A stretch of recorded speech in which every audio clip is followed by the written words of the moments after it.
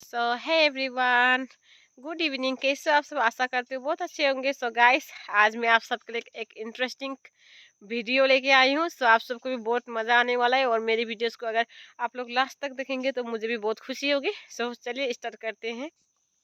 So guys, ये कहानी है बुद्धि और भाग्य की, जो कि हमारे पास दोनों होना ही बहुत जरूरी होती है। भाग्य भी बहुत जरूरी है और बुद्धि भी बहुत जरूरी है। तो एक दिन क्या हुआ, भाग्य और बुद्धि के बीच में, दोनों के बीच बहस हुआ कि कौन सबसे सर्वश्रेष्ठ है। तो उसके बाद क्या हुआ, दोनों की झगड़े होने लगे। तो ब्रह्मा जी आए सामने।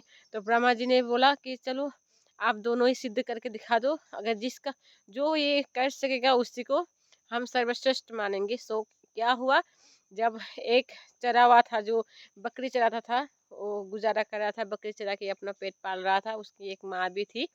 सो उसके पास चले गए और बुद्धि ने कहा चलो भाग्य आप पहले आजमा के दिखाओ, आपके भाग्य से क्या क्या होता है। सो उसके बाद क्या हुआ, बुद्धि वहां से निकल गई, उसके शरीर से बुद्धि सब कुछ खत्म हो गया और भाग्य जाके प्रवेश किए उनके अंदर, उस चरावे के अंदर। सो भाग्य ने क्या किया, चलो इसे मैं एक राजा के पद तक दिला के रहूंगा, इसे राजा बनाऊंगा। सो भाग्य ने क्या किया, जब वो चरावे बकरी चराने चला जाता था तब उसने क्या किया, जंगल में एक अच्छी सी मोजरी जो जूती होती है, सोने की जूती, वहां पे छोड़ दिया ताकि उस इंसान को दिखे और वो अपने भाग्य को चमका सके, है ना, इसलिए। सो उसने वहां पे छोड़ दिया भाग्य ने। फिर वो चरावा वहां से जाने लगा, जाने लगा, जाने लगा। उससे वो दिख गया। उसको दिखने के बाद उसने क्या बोला कि अरे ये तो मेरे पैर में फिट आ रही है और मुझे इसकी ज़रूरत भी थी। सो थोड़ी देर उसने बकरी चराने के बाद जब शाम हुआ तो वहाँ एक साइड से आ रहे थे, एक व्यापारी आ रहा था जो सोने पीतल की सामान खरीदता था, बेचता था। वो व्यापारी को देख के उसको मन में ख्याल आया उस चरावे का कि मुझे तो इस इतनी महंगी जूते की कोई ज़रूरत है नहीं। सो मैं इससे क्या करता हूँ, इससे मैं करता हूँ, मैं इसको बेच देता हूँ व्यापारी को और उससे मैं कुछ अनाज ले लेता हूँ अपने घर के लिए। सो उसने क्या किया, वो इतनी महंगी चीज़ को, उसको कीमत पता नहीं थी उसको। सो उसने क्या किया, उसको वो जो व्यापारी था उसको बेच के उसने वहाँ से 2 बोरी अनाज ले लिया। उसके बाद फिर से भाग्य ने आजमाया। दूसरे दिन जब फिर वो बकरी चराने गया, फिर दूसरे दिन क्या हुआ, भाग्य ने फिर से उसी जगह पे उसको एक सोने की जूती रख दी। फिर दूसरे दिन भी ठीक वैसे ही हुआ। उसने क्या किया, जो व्यापारी था उसको बेच के उसने वहां से फिर कुछ खाने के सामान ले लिया, अनाज ले लिया। फिर वो व्यापारी जो था उसने क्या किया, जाके उसने जो जूती थी वो उसने दे दिया, अपने राज्य के महाराज को दे दिया। फिर महाराज ने पूछा कि तुम्हें इतनी अच्छी, इतनी चमकीली, इतनी सोने की जूती कहाँ से मिली। तो फिर उसने क्या बोला, व्यापारी ने, कि महाराज हमारे देश से बाहर देश में एक राजा है, उनके वहां से मुझे तोहफे में ये गिफ्ट, मतलब ये वस्तु, मतलब जूती मिली थी। सो मैंने सोचा कि चलो ये हमारे महाराज के लिए शोभा देती है जूती, मेरे पैर में तो नहीं होगी, इसलिए मैंने आपको लेके दिया। फिर उस महाराज को लगा कि अरे ये तो बहुत अमीर राजा है, जो इतनी अच्छी अच्छी, इतनी महंगी महंगी तोहफे गिफ्ट करता है सबको।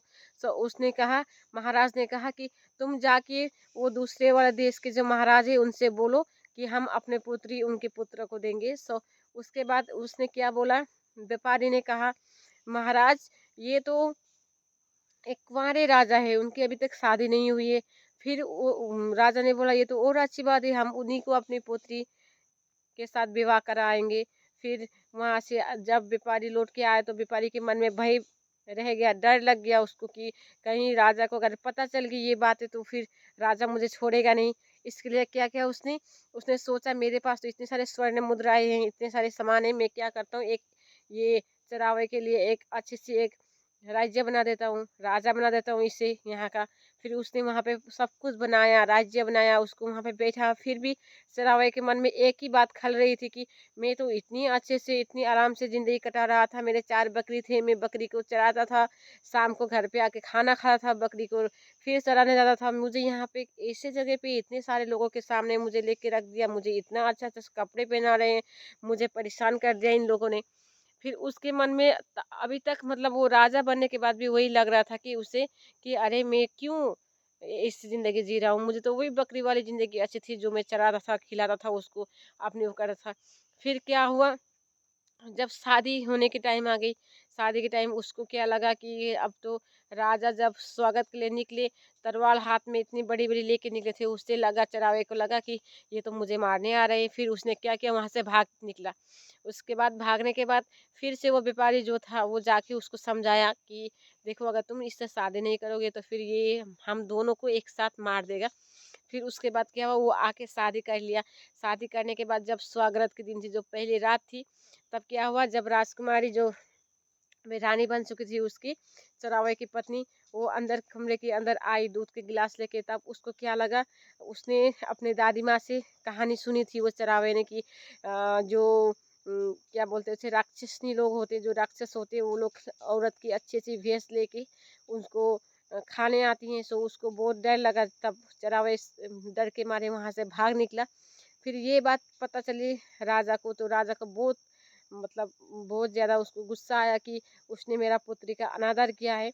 इसलिए उन्होंने क्या किया, वो चरावे को पकड़ के लाने के लिए, बंदी बना के लेने के लिए सेनाओं को भेजा। फिर उन्होंने सेना को लेके आए, उसको लेके आए। चरावे को लेके आने के बाद उससे कारागार में बंद कर दिया, और दूसरे दिन उसका मृत्यु दंड था उसके लिए। फिर उसके बाद क्या हुआ, फिर आए ब्रह्मा जी, बोले तुम्हें भाग्य ने तो आज अभी तक कुछ अच्छा काम किया ही नहीं। अभी तक वो जो इंसान था, अब तो वो तो मरने के कगार पे आ गया है, उसको तो मृत्यु दंड मिलने वाली है। फिर भाग्य ने बोला, बुद्धि से बोला, देखो बुद्धि, अगर आप इससे इस मृत्यु दंड से बाहर निकल पाओगे तो मैं आपको ही सर्वश्रेष्ठ मानूंगी। उसके बाद के बाद बुद्धि जाके उसके जो चिरावे था, मन बुद्धि, उसके अंदर प्रवेश की। फिर बुद्धि जाने के बाद उसे बहुत अच्छे अच्छे अच्छे अच्छे उसे तरकीब आने लगी कि मुझे ये बोलने से मैं बच सकता हूँ, वो बोलने से मैं बच सकता हूँ। फिर दूसरे दिन उसे निकाला गया, उसे वो करने के लिए, दंड देने के लिए। फिर उसने क्या बोला महाराज से, हे राजन, मेरा क्या, मुझे क्यों मृत्यु दंड दिए जा रहे हैं, मैंने क्या गुनाह किया। हमारे पुरखों ने एक हमारे पुरखों में एक नियम था कि अगर हम अपने विवाह के पहली रात अगर किसी नदी में डूबते हुए इंसान की चीखें सुनते हैं या फिर उसकी आवाज़ सुनते हैं, हम उसे नहीं बचाते तो हमारे पुत्रों में कुछ कमी आ जाती है। इसलिए मुझे जब ये मेरे पास आई, आपकी पुत्री जब मेरे पास आई, तो मुझे खिड़की से मुझे किसी की चिल्लाने की आवाज़ें सुनी, नदी किनारे जो डूब रहे थे। इसलिए मैंने वहाँ से भागना ही, वहाँ से निकल कर मैंने उसकी जान बचाई। क्या इसके लिए मैंने अच्छी काम की, इसके लिए मुझे सज़ा मिल रही। तो राजन ने बोला, ये तो बहुत अच्छी बात है, और आपको कोई मृत्यु दंड नहीं होगी। आप आज से मेरे पुत्री की स्वामी है, और आप हमारे इस राज्य के नए बनने वाले राजा है, बोल के उनको माफ़ कर दिया। सो इस कहानी से आप सबको पता चल ही गया होगा कि हमें सिर्फ भाग्य से कुछ नहीं मिलता है, हमें सबसे श्रेष्ठ है हमें बुद्धि। अगर हमारे पास बुद्धि है तो हम लोग कुछ भी कर सकते हैं। अगर बुद्धि है तो हम अपने पास कुछ हो या ना हो, लेकिन दूसरे से भी हम लोग उसी दूसरे की कमाई, दूसरे की पैसे से हम लोग खुद के लिए भी कुछ कर सकते हैं, और बहुत कुछ हम लोग लाइफ में आगे बढ़ सकते हैं। इसलिए भाग्य का होना भी ज़रूरी है, ये ज़रूरी नहीं, ये नहीं बोलूँगी, लेकिन सबसे ज़्यादा ज़रूरी मुझे लगा कि हमें बुद्धि बहुत ज़रूरी होती है। अगर बुद्धि है तो हम सब कुछ कर सकते हैं, और जुबान, बुद्धि है तो ही जुबान हम चला सकते हैं, और जुबान सही तरीके से चला सकते हैं। अगर जिसके पास बुद्धि नहीं होती है, वो जो भी बोलता है वो हमेशा गलती निकलता है। इसलिए आप लोग को ये कहानी कैसा लगा, और आप लोग को कहानी में कौन सी भाग सबसे अच्छी लगी, और अगर आप सबकी राय है, आप सबको लगता है कि अगर बुद्धि ज़रूरी है या फिर भाग्य, या दोनों ही ज़रूरी है, आप लोग कमेंट में ज़रूर बताना। बस इतना ही, और मेरी वीडियोस लास्ट तक देखने के लिए सबको शुक्रिया अदा करती हूँ, और फिर मिलते हैं दूसरे कहानी में। और ये कहानी आप लोग को अच्छा लगा तो प्लीज़ कमेंट एक ज़रूर कर देना, और फॉलो करना मत भूलना गाइस।